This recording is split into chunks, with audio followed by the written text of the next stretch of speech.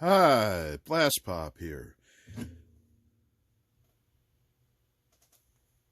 Today I'm taking a look at Modern War issue number 54 from July-August of 2021. This magazine is no longer published. I guess there's only so many modern conflicts and so many different ways you can simulate certain situations that maybe people starting to get tired of it. I don't know. I still like modern war games myself. This one is about the Nagorno-Karabakh War from 1992 to 1994 between Armenia and Azerbaijan. This war still has had an impact on that area of the world today in the Caspian Sea basin between Azerbaijan and Armenia. Last year they had a conflict in which the Azerbaijanis pretty much rolled over the forces of Armenia, largely through the use of drones and outside forces.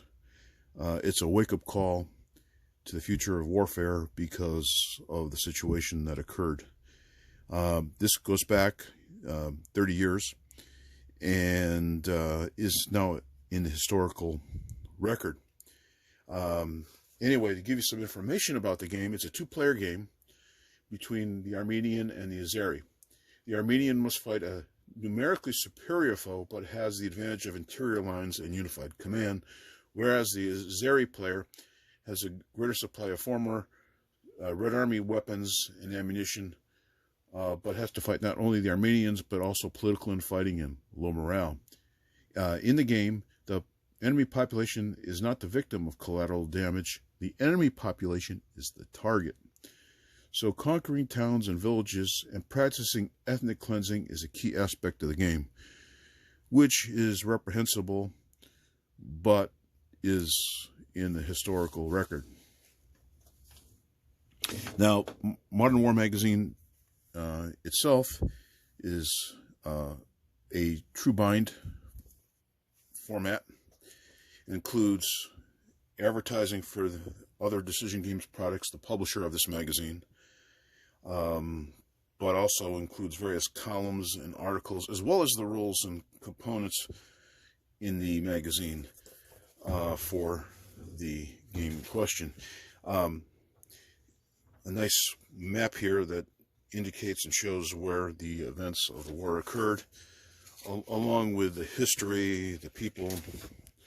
Nicely illustrated, nice maps. The rules, which are not bound into the rules book, but are glued into a tab that you can then pull out.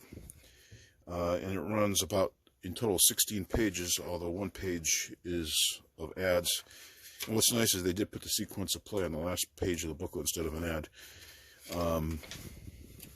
Not complex by any stretch of the imagination, being less than 16 pages. Your units have your attack, defense, and movement. Soviet chaos, stacking, your sequence of play. Replacement points, random events. Azeri military reforms, reinforcements, civilians for both sides.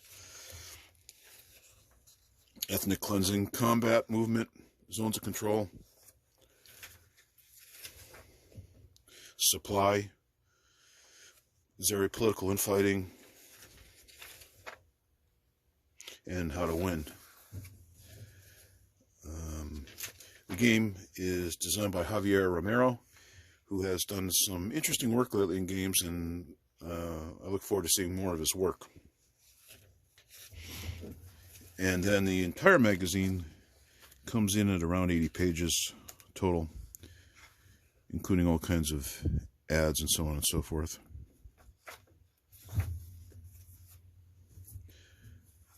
The counters are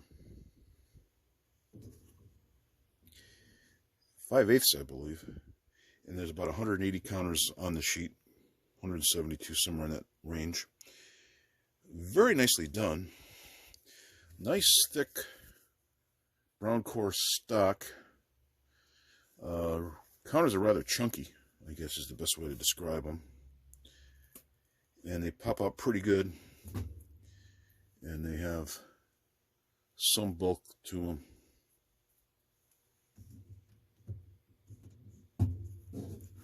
Pops back in nicely too. Your backside.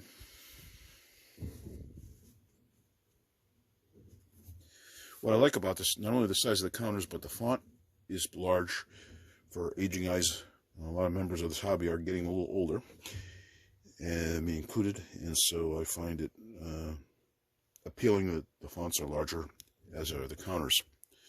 Going hand in hand with the larger counters is a map with larger hexes. As a matter of fact, taking the counter out before, there's plenty of room in the counter, with the counters, to have units spread out within the hex, or if they fall over, not to make a mess of the rest of the board for counter congestion. It's a 22 by 34 inch map. You got your terrain key. So here you have some rough.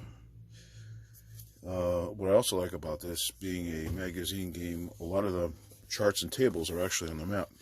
Now, a lot of people poo-poo that idea, but when you're in a head-to-head game and you're playing against an opponent and you're bending over the table and playing the game, it's nice to have what you need right on the map to be able to reference and keep the game moving along quickly. And with a magazine game, a lot of these games don't get as much table play as some of them deserve, and others receive too much, frankly. But regardless, you've got all the information you need to keep the game moving along, hopefully smartly moving it along. So you have your bombardment table, you have your random events table, post-Soviet chaos table, political table, combat results table, boxes to hold support for the Armenian and Azeri, and both have their own set of charts facing the player on the opposite side of the map to allow for convenient information. And your turn record track, and a total of 9 turns. The map, if the hexes weren't quite so large, probably you could do this on a 11 by 17 or 22 or 17 by 22 inch map. But I do appreciate, again, the larger hexes, so I applaud Decision Games for their use of a larger hex grid.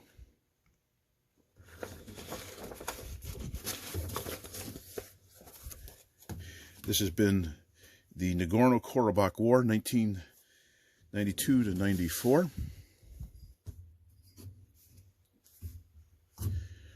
Please comment, like, and subscribe.